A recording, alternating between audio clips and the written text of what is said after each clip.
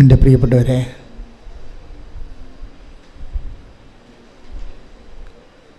വിശ്വാസമെന്നത് ഒരു ബുദ്ധിപരമായ വ്യാപാരമാകാൻ എൻ്റെ സ്വാഭാവിക അവസ്ഥ അതാണ്. ഒരു ബുദ്ധിപരമായ വിനിമയമാണ് വിശ്വാസം.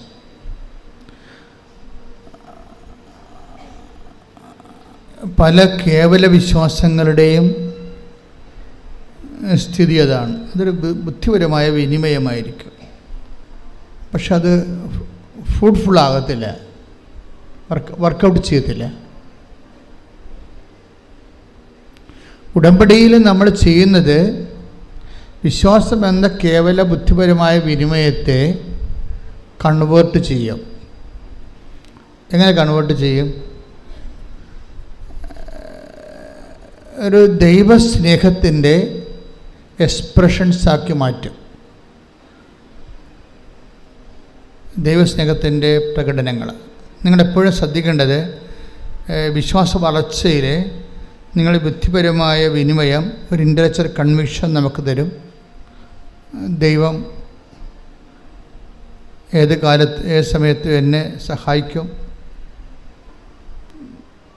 ഞാൻ ദൈവത്തിനെ ആശ്രയിക്കുന്നുണ്ട്, ഇല്ലെങ്കിൽ അതിനേക്കാൾ താഴ്ന്ന് ഞങ്ങളുടെ നാട്ടിലും മാതാവില്ലേ, അങ്ങനെ കുറേ സാക്ഷ്യങ്ങൾ വരുന്നുണ്ട്. ഞങ്ങളുടെ നാട്ടിലും മാതാവുണ്ടല്ലോ, പിന്നെ എന്തിനാണ് കെട്ടിയെടുത്ത് ആലപ്പുഴ പോണത് എന്നങ്ങനെ ചെയ്യുന്നു.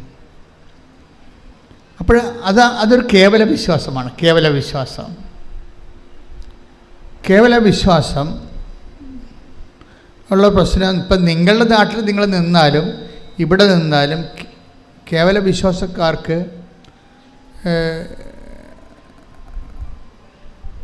അത് ആക്ടിവേറ്റ് ആകത്തില്ല. വിശ്വാസം നമ്മൾ റീചാർജ് ചെയ്യാം, പക്ഷേ ആക്ടിവേറ്റ് ആകണത് വേറെ ഒരു ഫങ്ഷനാണ് അല്ലേ. മൊബൈലിൽ നമുക്ക് റീചാർജ് ചെയ്യാൻ പറ്റും, പക്ഷേ ആക്ടിവേറ്റ് ആകണത് വേറെ ഒരു ഫങ്ഷനാണ്. അതുപോലെ വി ക്യാൻ ഹാവ് ഫെയ്ത്ത്, പക്ഷെ ആ ഫെയ്ത്ത്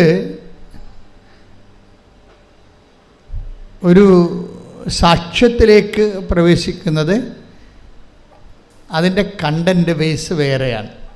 അതിൻ്റെ അകത്ത് സ്നേഹത്തിൻ്റെ എലമെൻറ്റ്സ് വേണം. ഉടമ്പടിയിൽ പുരോഗമിക്കുന്നുണ്ടെങ്കിൽ നിങ്ങൾ ഇൻട്രോസ്പെക്റ്റ് ചെയ്യേണ്ട ഒരു വിഷയം, എൻ്റെ ഫെയ്ത്ത് കണ്ടൻറ്റിൽ കണ്ടൻറ്റ് ഓഫ് ലവ് ഉണ്ടോ എന്ന് നോക്കണം. നമുക്ക് ആ വിഷയത്തിലൊക്കെ ആധ്യാത്മിക ജീവിതത്തിൽ ഇത്തിരി ബുദ്ധി ഉപയോഗിക്കുന്നത് തെറ്റൊന്നുമില്ല. ഞാൻ നിങ്ങളുടെ വിശ്വാസത്തിൽ കണ്ടൻറ്റ് ഓഫ് ലവ് ഉണ്ടോ ഇല്ലയെന്ന് നോക്കണം. എന്നിട്ട് അതിൻ്റെ കുറവാണ് പരിഹരിക്കേണ്ടത്. കുറവ് പരിഹരിച്ച് മാത്രമേ നമുക്ക് വിശ്വാസ പുരോഗതി പ്രാപിക്കാൻ പറ്റത്തുള്ളൂ.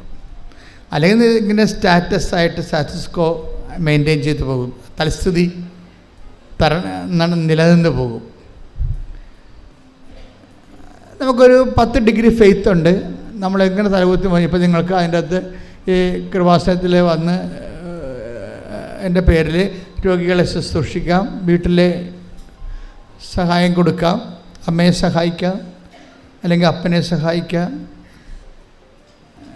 പിന്നെ പാവപ്പെട്ടവരെ സഹായിക്കാം. പക്ഷേ ഇങ്ങനെയൊക്കെ സഹായിച്ചാലും ചില സമയത്ത് നിങ്ങളുടെ വിശ്വാസത്തിനൊരു വളർച്ച ഉണ്ടാകാൻ ചിലപ്പോൾ സാധ്യതയുണ്ടാകത്തില്ല. അതെന്തുകൊണ്ടാണ്? അത് നിങ്ങൾ ടെക്നിക്കലി ഫങ്ഷനിലായതുകൊണ്ടാണ്, സാങ്കേതികമായിട്ട് ഫങ്ഷനിലാകുന്നത് കൊണ്ടാണ്. സാങ്കേതികമായിട്ടല്ല എൻ്റെ അത് വരണത്.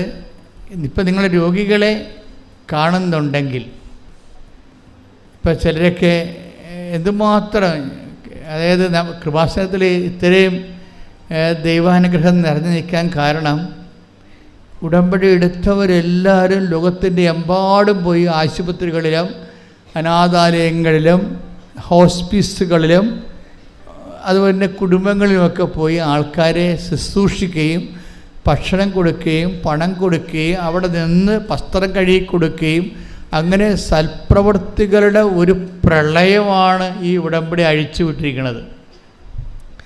അവരുടെ സൽപ്രവൃത്തികളുടെ ആസ്തി ആ ഉടമ്പടിയുടെ പൊതു ഖജനാവിലെ ടാപ്പ് ചെയ്യുന്നവർക്ക് ഈ കൃപാസനത്തിൻ്റെ പൊതു ദൈവാനുഗ്രഹം ലഭിക്കും. തീർച്ചയായിട്ടും അതുകൊണ്ടാണ് കൃപാസനത്തിലെ കാല് കുത്തുമ്പോഴൊക്കെ ചില ആൾക്കാർ അനുഗ്രഹിക്കപ്പെടുന്നെന്ന് പറഞ്ഞതിൻ്റെ കാരണം ഇതിൻ്റെ പൊതുവായിട്ടുള്ള ആധ്യാത്മികമായിട്ടുള്ള ആസ്തികളാണ്. എപ്പോഴും നമ്മൾ ശ്രദ്ധിക്കേണ്ട കാര്യം ഈ കാര്യത്തെക്കുറിച്ച് റീസണബിൾ ആകണം. ഒരു വൈകാരികം എന്നതിനേക്കാൾ ഉപരി ഫെയ്ത്ത് മുന്നോട്ട് വെക്കുന്ന ഒരു റീസണുണ്ട്. വിശ്വാസം മുന്നോട്ട് വെക്കുന്ന ഒരു റീസണുണ്ട്, യുക്തിയുണ്ട്. അത് ഒരു പക്ഷേ നമ്മൾ പറയുന്ന സെക്കുലർ യുക്തിയല്ല, അത് മരിയൻ യുക്തി എന്നാണ് ഞാൻ പറയേണ്ടത്. മരിയൻ റീസൺ അങ്ങനെ ഒരു സംഭവമാണ്, ആധ്യാത്മിക ജീവിതത്തിലുള്ള സംഭവമാണ് മരിയൻ റീസൺ. എന്താ മരിയൻ റീസൺ? അപ്പോൾ മരിയൻ റീസൺ എന്ന് പറയുമ്പോൾ, ഉദാഹരണത്തിന് അവർക്ക് വീഞ്ഞില്ല എന്ന് അമ്മ പറയുന്നു, ഈശോയോട് പറയുന്നു അല്ലേ. ഫസ്റ്റ് റെസ്പോൺസ് എന്താണ് ഈശോയുടെ ഫസ്റ്റ് റെസ്പോൺസ് എന്താ? എനിക്ക് നിനക്കും എന്ത്. സെക്കൻഡ് റെസ്പോൺസ് എന്താണ്? എൻ്റെ സമയം ഇനിയും ആഗതമായിട്ടില്ല. അപ്പോൾ ഈ ഫസ്റ്റ് റെസ്പോൺസും സെക്കൻഡ് റെസ്പോൺസും ഉദ്ദേശിച്ച നെഗറ്റീവ് ആൻസറാണ് വരണത് അല്ലേ. നെഗറ്റീവ് അല്ലേ, ആ വിഷയം നടക്കത്തില്ലെന്ന് ഉറപ്പല്ലേ. Then why mother is waiting for the answer? പിന്നെ എന്തുകൊണ്ടാണ് അമ്മ നിൽക്കുന്നത്? അതാണ് വിഷയം. അതാണ് മരിയൻ റീസൺ എന്ന് പറയുന്നത്. എന്താണ്? അമ്മയ്ക്ക് വിശ്വാസത്തെക്കാളുപരി ഈശോയോട് സ്നേഹമുണ്ട്. ശ്രദ്ധിക്കട്ടെ. ഹല്ലേലൂയ.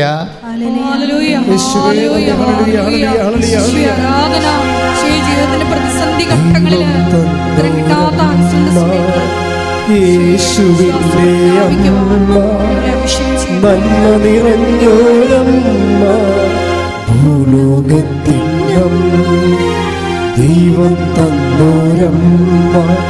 യേശുവിന്റെ അമ്മ നന്മ നിറഞ്ഞോരമ്മ ഭൂലോകത്തിനമ്മ.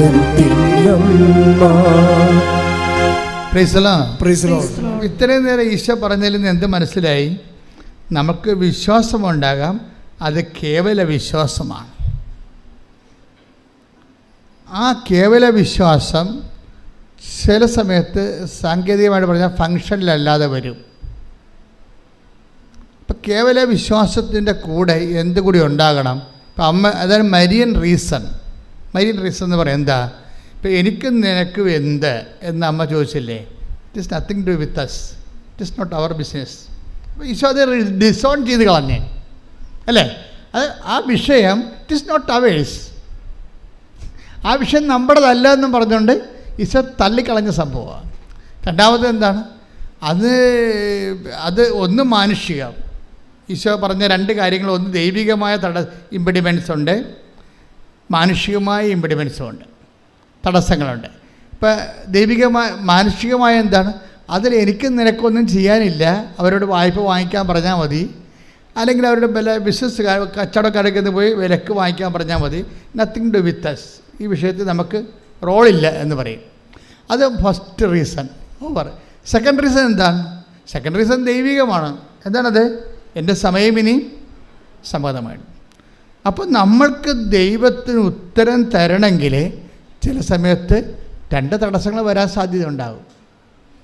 മാനുഷികമായിട്ട് അത് നമുക്ക് ചിലപ്പോൾ പ്രയോജനപ്പെടത്തില്ല എന്ന് വരാം. ചിലപ്പോൾ ദൈവികമായിട്ടും അത് നമുക്ക് തരാനുള്ള തടസ്സങ്ങളുണ്ടാകാം. ചിലപ്പോൾ നമ്മുടെ കുറവായിരിക്കും അത്. ദൈവികമായിട്ടൊരു അനുഗ്രഹം കിട്ടുന്നതിനുള്ള മെറിറ്റ് ചിലപ്പോൾ നമുക്ക് ഉണ്ടാകത്തില്ല. അതാണ് നമ്മുടെ കുറവായിട്ട് വരാൻ സാധ്യത. അപ്പോൾ ഈ രണ്ട് പ്രശ്നങ്ങളുണ്ട്. ഇപ്പം നിങ്ങൾ ഉടമ്പടി വച്ചിരിക്കുന്ന എല്ലാ വിഷയങ്ങൾക്കും ഇത് രണ്ടും ബാധകമാണ്. ചിലപ്പോൾ അത് മാനുഷികമായ തടസ്സം ഉണ്ടാകും, ചിലപ്പോൾ ദൈവികമായ തടസ്സമുണ്ടാകും.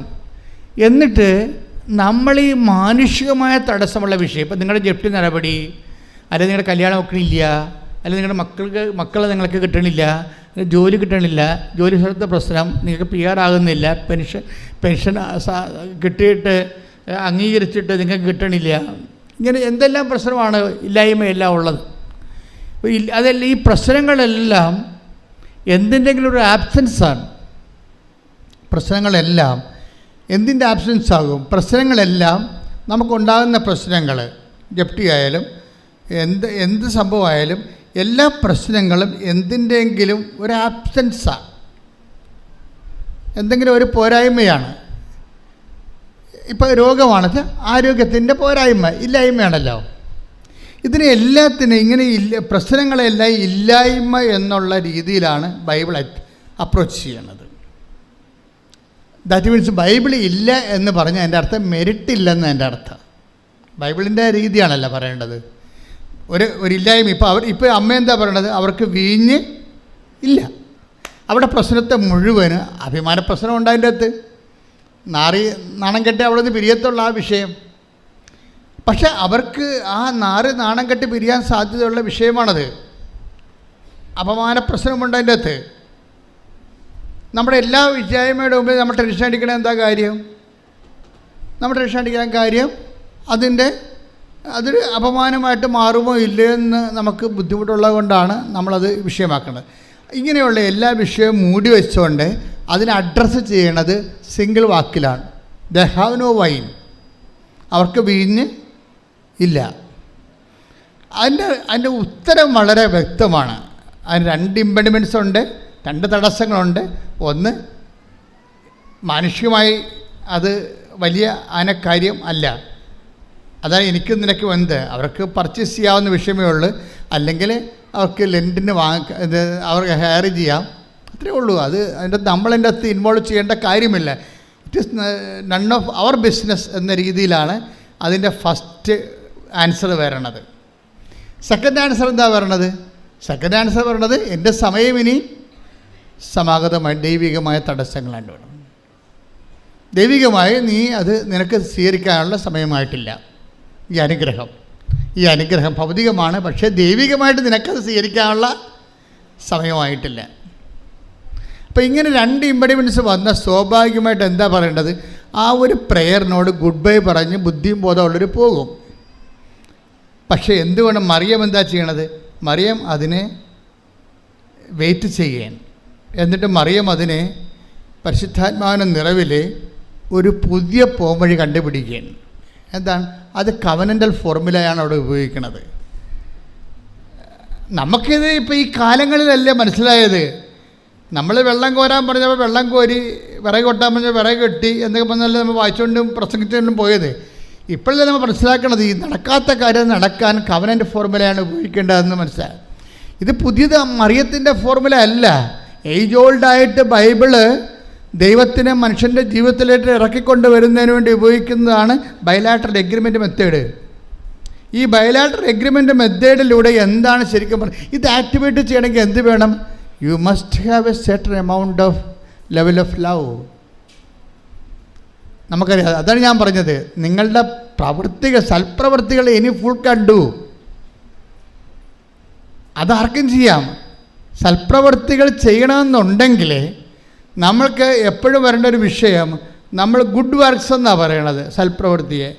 പക്ഷേ ബൈബിൾ ശരിക്കും ദൈവത്തിൻ്റെ മൈൻഡ് ആണ് നമ്മൾ തർജ്ജമ ചെയ്യണമെന്നുണ്ടെങ്കിൽ ഈ സൽപ്രവൃത്തികൾ ഗുഡ് വർക്കുകൾ അല്ല. ശരിക്കും പറഞ്ഞാൽ ദാറ്റ് ഈസ് ഗ്രേസ്ഫുൾ വർക്കാണ്, ഗ്രേസ് ഗിവിങ് വർക്ക്സിനാണ് ഈ പറയുന്ന ബൈബിൾ എപ്പോഴും സൽപ്രവൃത്തികളുടെ ഇവിടെ കുറഞ്ഞിട്ടാണോ ക്രിസ്തു ആഗതനാകേണ്ടി വരണത്? ക്രിസ്തുവിന് മുമ്പ് എത്രയോ സൽപ്രവർത്തികൾ ചെയ്ത മനുഷ്യർ ഈ ഭൂമിയിലുണ്ട്. സോക്രട്ടീസൊക്കെ നല്ല മനുഷ്യരല്ലായിരുന്നോ? എന്താ അവർക്ക് കുഴപ്പം? പക്ഷെ അവിടുത്തെ പ്രോബ്ലം, ബൈബിൾ അങ്ങനെ ഒരു സൽപ്രവർത്തികൾ വർദ്ധിപ്പിക്കാൻ വേണ്ടിയല്ലോ ഈ ഭൂമിയിൽ ക്രിസ്തു ആഗതനായത്. പിന്നെ എന്താണ്? കൃപാവര പ്രവർത്തനങ്ങളാണ്. ഈ സൽപ്രവൃത്തിയും കൃപാവര പ്രവർത്തിയും തമ്മിൽ ഇപ്പം ഒത്തിരി വ്യത്യാസമുണ്ട്. നിങ്ങൾ ഉടമ്പടിയിൽ നിങ്ങൾ ചെയ്യേണ്ടത് ഗ്രേസ് ഗീവിങ് വർക്ക്സാണ് ചെയ്യേണ്ടത്.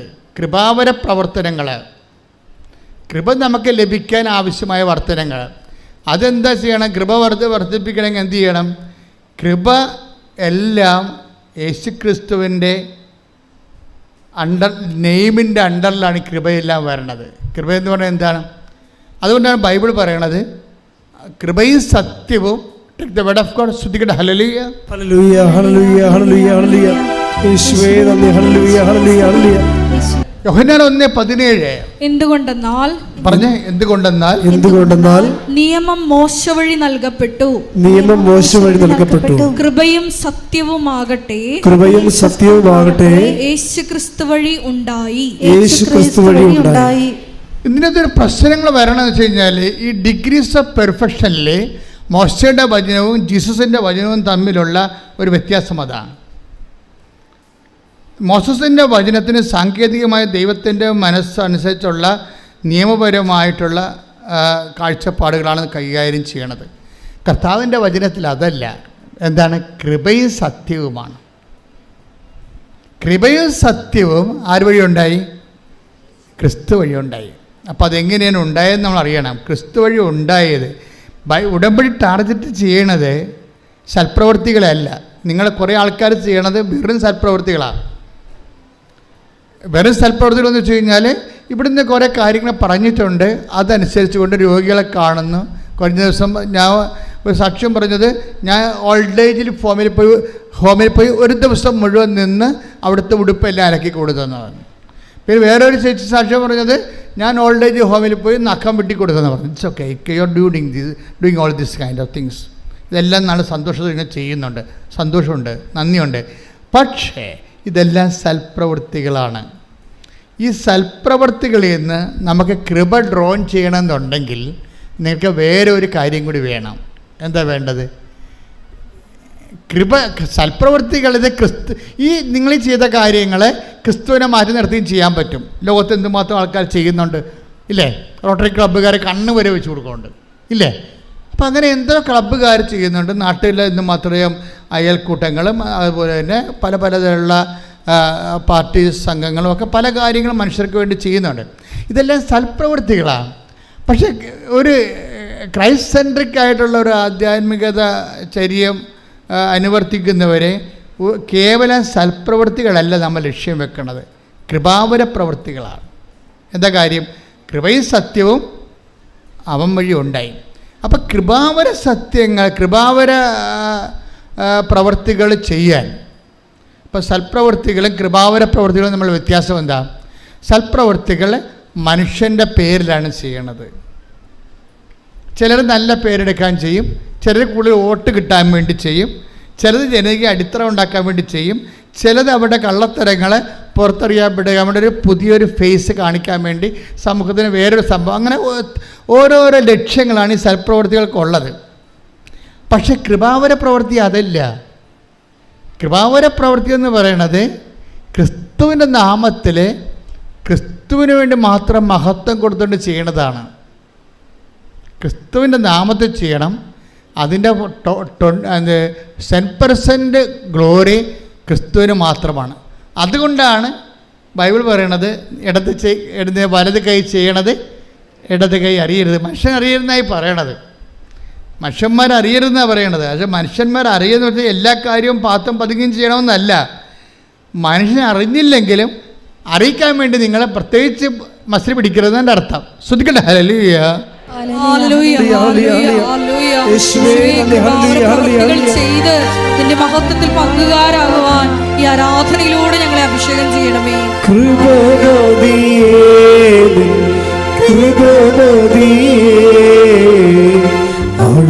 അളവില്ലാത്ത കൃപമതിയേ, കൃപമതിയേ, കൃപമതിയേ, അളവില്ലാത്ത കൃപമതിയേ. ശ്രദ്ധിക്കട്ടെ. Hallelujah, hallelujah, hallelujah, hallelujah. യേശുവേ നന്ദി.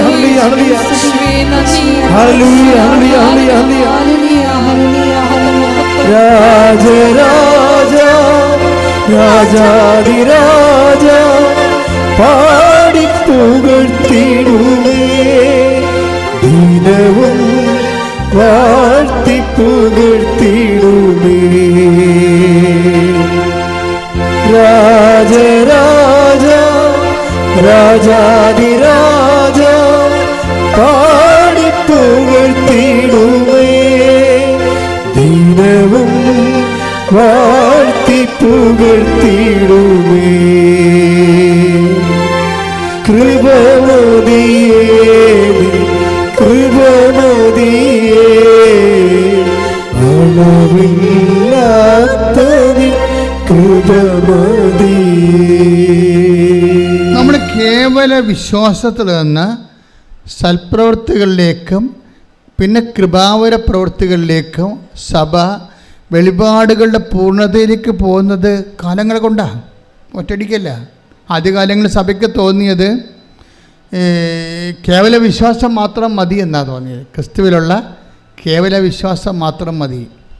ഒരു മനുഷ്യന് അവനെ റൈച്ചസ് ആകാൻ പറ്റും, നീതീകരിക്കപ്പെടാൻ പറ്റും. ഇപ്പം റോമ 3:28 എടുത്ത് സ്തുതിക്കട്ടെ. Hallelujah hallelujah hallelujah hallelujah hallelujah.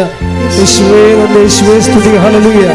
റോമ 3:28 എന്തെന്നാൽ നിയമാനുഷ്ഠാനം കൂടാതെ തന്നെ വിശ്വാസത്താൽ മനുഷ്യൻ നീതീകരിക്കപ്പെടുന്നു എന്ന് നാം അനുമാനിക്കുന്നു. അപ്പൊ ആദ്യകാലങ്ങളിലുള്ള കൺസെപ്റ്റ് വിശ്വാസം, ക്രിസ്തു എനിക്ക് വേണ്ടി പീഡ അനുഭവിച്ചു, എൻ്റെ പാപത്തിന് പരിഹാരം ചെയ്തു ക്രിസ്തു. അതുകൊണ്ട് തന്നെ ആ ക്രിസ്തുവിൻ്റെ പരിഹാരത്തെ വിശ്വസിച്ച് കഴിഞ്ഞാൽ തീർച്ചയായിട്ടും എനിക്ക് നിത്യരക്ഷ ലഭിക്കുമെന്നുള്ള ഇതിന് ഇനീഷ്യൽ ജസ്റ്റിഫിക്കേഷൻ എന്നാണ് പറയുന്നത്. പ്രാഥമിക നീതീകരണം. ഇപ്പോൾ കത്തോലിക്ക സഭയെ സംബന്ധിച്ചിടത്തോളം 50,000-ഓളമാണ് ആതുര കേന്ദ്രങ്ങളുള്ളത്. ഇത് മാത്രമാണ്. അതായത് നമ്മൾ എന്തുമാത്രം ആതുര സേവന കേന്ദ്രങ്ങളാണ് സഭയ്ക്കുള്ളത്. ഒരു പക്ഷേ ലോകത്തെ ഏറ്റവും കൂടുതൽ ആതുര സേവന കേന്ദ്രങ്ങളുള്ള സഭയ്ക്കാണ്. അത് സഭ എന്താ ഫോളോ ചെയ്യണത്? സഭ ഫോളോ ചെയ്യണത് വിശ്വാസം മാത്രം പോരാ, പിന്നെ എന്താണ്, പ്രവൃത്തി കൂടി വേണം. അത് പറയാൻ കാരണം എന്താണ്? അത് സെൻറ്റ് പോൾ തന്നെ പിന്നീട് തീത്തോസിലേക്ക് വരുമ്പോൾ തീത്തോസ് 3:8 എടുത്ത്. തീത്തോസ് 3:8 ഇപ്പറഞ്ഞത് സത്യമാണ്. ഏറ്റു പറഞ്ഞ ഈ പറഞ്ഞത് സത്യമാണ്. ദൈവത്തിൽ വിശ്വസിച്ചവർ സൽപ്രവൃത്തികൾ ചെയ്യുന്നതിൽ ജാഗരൂകരായിരിക്കാൻ വേണ്ടി ഇക്കാര്യങ്ങളിൽ നീ സമ്മർദ്ദം ചെലുത്തണം എന്ന് ഞാൻ ആഗ്രഹിക്കുന്നു. ഇവയെല്ലാം ശ്രേഷ്ഠവും മനുഷ്യർക്ക് പ്രയോജനകരവുമാണ്. അതിൻ്റെ പ്രശ്നത്തിൽ സൽപ്രവൃത്തികൾ ആദ്യം വിശ്വാസം മതി എന്ന് പറഞ്ഞ സെൻറ്റ് പോൾ തന്നെ കുറച്ച് കഴിയുമ്പോൾ മാറും. 10 കൊല്ലം കഴിയുമ്പോൾ മാറും. റോമാലേഖനം എഴുതി 56-ലാണ്, ടൈറ്റസ് എഴുതി 66-ലാണ്. 10 കൊല്ലം.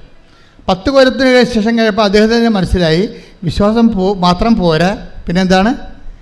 അപ്പോൾ നമ്മൾ ദൈവത്തിൻ്റെ കാര്യങ്ങൾ അറിയണത് ദൈവത്തിലിങ്ങനെ ജീവിക്കുന്നതനുസരിച്ച് ക്രൊണോളജിക്കലായിട്ട് നമ്മൾ ജീവിച്ച് വരുമ്പോഴല്ലേ ദൈവം ഓരോരോ കാര്യം നമുക്ക് വെളിപ്പെടുത്തി വെളിപാടിൻ്റെ പൂർണ്ണതയിലേക്ക് നമ്മൾ കൊണ്ടുവരണേ. അങ്ങനെ വരാൻ കാരണം എന്താണെന്ന് വെച്ച് കഴിഞ്ഞാൽ ഇപ്പോൾ AD 56 വിശ്വാസം, ഒരാൾ നീതീകരിക്കപ്പെടുന്നത്, നിത്യരക്ഷ പ്രാപിക്കണത് അയാൾ വിശ്വാസം മൂലമാണെന്ന് മതി. പക്ഷേ അതിനിടയ്ക്ക് യാക്കോബ് ഒരു 5 കൊല്ലം കഴിഞ്ഞപ്പോൾ യാക്കോബ് പറഞ്ഞ് ഇത് നടക്കുമെന്ന് തോന്നുന്നില്ല. യാക്കോബ് ഒരു 60 ആയപ്പോൾ, AD 56 റോമാലേഖനം എടുത്തിരുന്ന് 60 ആയപ്പോൾ യാക്കോബ് പറഞ്ഞ് അത് പ്രവൃത്തി വേണമെന്ന് പറഞ്ഞ്. അങ്ങനെയാണ് സൽപ്രവൃത്തി വരണത്.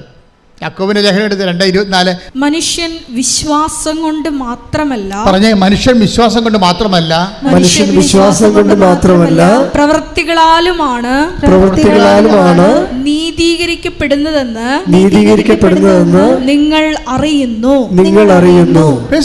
56-ലെ AD 54 കർത്താവ് മരിച്ച് 56 വർഷം കഴിഞ്ഞപ്പോഴാണ് കേവലമായിട്ട് പറയാം. 56 കർത്താവ് ജനിച്ച് ഒരു 56 വർഷം കഴിയുമ്പോൾ നമ്മൾ സെൻറ്റ് പോളിൻ്റെ ആദ്യത്തെ ലേഖനം പുറത്തു വരുന്നത് റോമ. അവിടെ പറയുന്നത് എന്താണ്? വിശ്വാസം മതി, നമ്മൾ ക്രിസ്തുവിലുള്ള വിശ്വാസം കൊണ്ട് നമ്മൾ നീതീകരിക്കപ്പെടും. അപ്പോസ്തലന്മാരുടെ ഇടയിൽ ചർച്ചയായി. പിന്നെ ജെറുസലേം സുനദോസ് തുടങ്ങാൻ നേരത്ത് സൂര്യദോഷത്തിൻ്റെ ഇടയ്ക്ക് കൃത്യമായ ഐഡിയ കിട്ടാൻ വേണ്ടി യാക്കോബ്, കർത്താവിൻ്റെ സഹോദരൻ യാക്കോബ് പറഞ്ഞു, വിശ്വാസം മാത്രം പോരാ, സിനഗോഗ് ശ്രദ്ധിക്കണം. ജെറുസലേം സിനഗോഗ് നടന്നുകൊണ്ടിരിക്കണം ആദ്യത്തെ. അപ്പോൾ നിങ്ങൾ അവിടെയാണ് യാക്കോബ് അഡ്രസ്സ് ചെയ്യണത്. വിശ്വാസം മാത്രം പോരാ, മറിച്ച് എന്ത് വേണം? പ്രവൃത്തി വേണം. യാക്കോബിൻ്റെ ഈ ലേഖനമാണ് ലോകത്തെ മാറ്റിക്കളഞ്ഞത്.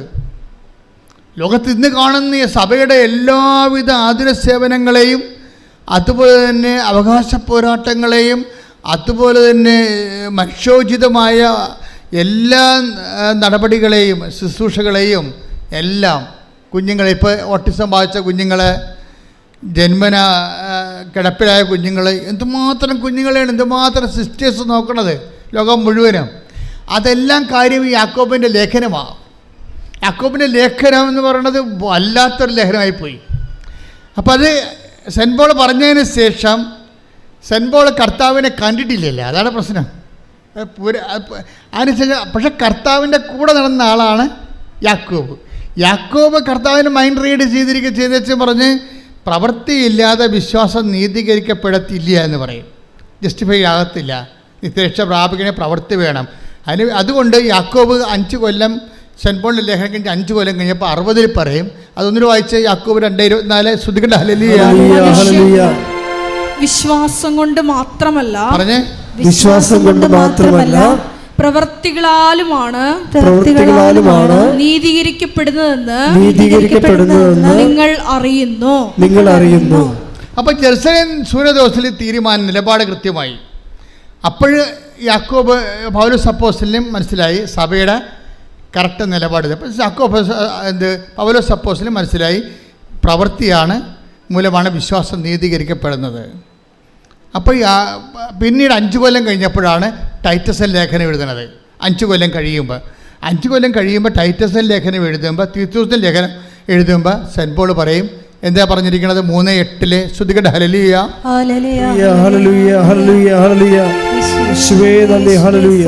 ഈ പറഞ്ഞത് സത്യമാണ്. ദൈവത്തിൽ വിശ്വസിച്ചവർ സൽപ്രവൃത്തികൾ ചെയ്യുന്നതിൽ ജാഗരൂകരായിരിക്കാൻ വേണ്ടി ഇക്കാര്യങ്ങളിൽ നീ സമ്മർദ്ദം ചെലുത്തണം എന്ന് ഞാൻ ആഗ്രഹിക്കുന്നു.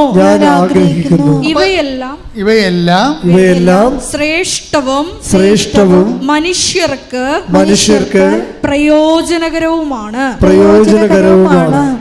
നമ്മൾ എന്താണ് ഈ വിഷയം ഇത്രയും സീരിയസ് പഠിപ്പിക്കാൻ കാരണം ഉടമ്പടി എന്ന് പറയുന്നത് മുഴുവനും പ്രവൃത്തികളാണ്. പ്രാർത്ഥനയുടെ അംശം അതിൻ്റെ അകത്ത് 30% ഉള്ളു, ബാക്കിയെല്ലാം പ്രവൃത്തിയുടേതാണ്. അപ്പോൾ ഈ പ്രവൃത്തികൾ ചെയ്യുന്നവരെ 2 കാര്യം മനസ്സിലാക്കണം. ഒന്നാമത്തെ ഇത് വർക്കൗട്ട് ഫയർ ആകണമെന്നുണ്ടെങ്കിൽ പ്രവൃത്തികൾ ചെയ്യണം. പക്ഷേ this is not my point. എൻ്റെ പോയിൻ്റ് ഇതുമല്ല. ഞാൻ എന്താ നിങ്ങൾ പറയണത്?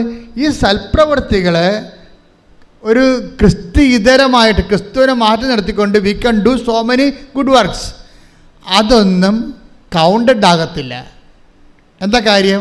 അത് ക്രിസ്തുവിൻ്റെ മഹത്വത്തെ പ്രഘോഷിക്കാത്ത, അവൻ്റെ നാമത്തെ മഹത്വപ്പെടുത്താത്ത പ്രവൃത്തികളെല്ലാം ശരിക്കും പറഞ്ഞാൽ അത് കൃപാവര പ്രവൃത്തികളല്ല.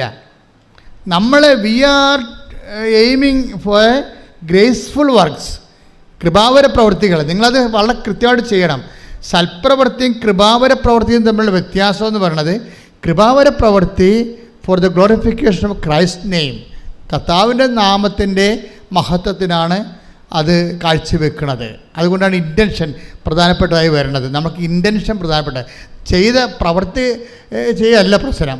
നിങ്ങൾ അതാണ് ഈശോ ഒരു ഗ്ലാസ് പച്ചവെള്ളമാണ്, take the word of God 10:42 ശ്രുതികട്ടെ ഹല്ലേലൂയ.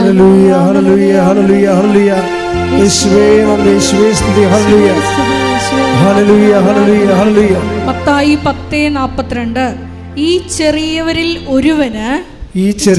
ഒരുവന് ശിഷ്യന് എന്ന നിലയിൽ ഒരു പാത്രം വെള്ളമെങ്കിലും കൊടുക്കുന്നവന് പ്രതിഫലം ലഭിക്കാതിരിക്കുകയില്ലെന്ന് സത്യമായി ഞാൻ നിങ്ങളോട് പറയുന്നു. ഇവിടെ പ്രശ്നം എന്തുമാത്രം വലിയ കാര്യങ്ങൾ ചെയ്തു എന്നല്ല, ചെറിയ കാര്യങ്ങൾ പോലും ചെയ്താൽ അത് കൗണ്ടാകണത് അത് കൃപാവര പ്രവൃത്തി ആയത് കൊണ്ടാണ്. മനസ്സിലായോ? അത് ക്രിസ്തുവിൻ്റെ നാമത്തിൽ ചെയ്യുന്നത് കൊണ്ടാണ്. ശ്രുതികട്ടെ മക്കളെ, ശ്രുതികട്ടെ. ഹല്ലേലൂയ, ഹല്ലേലൂയ, ഹല്ലേലൂയ, ഹല്ലേലൂയ. യേശുവേ ഹല്ലേലൂയ, ഹല്ലേലൂയ, ഹല്ലേലൂയ. യേശുവേ സ്തുതി, ഹല്ലേലൂയ, ഹല്ലേലൂയ, ഹല്ലേലൂയ. നാമത്തിലെ കൃപാവര പ്രവൃത്തികൾ ചെയ്ത് കൃപയാലേ, ആരാധനയിലൂടെ ഞങ്ങളെ കൃപയാലേ, കൃപയാൽ അനുദിനവും, കൃപയാലേ, കൃപയാലേ, കൃപയാൽ അനുദിനവും.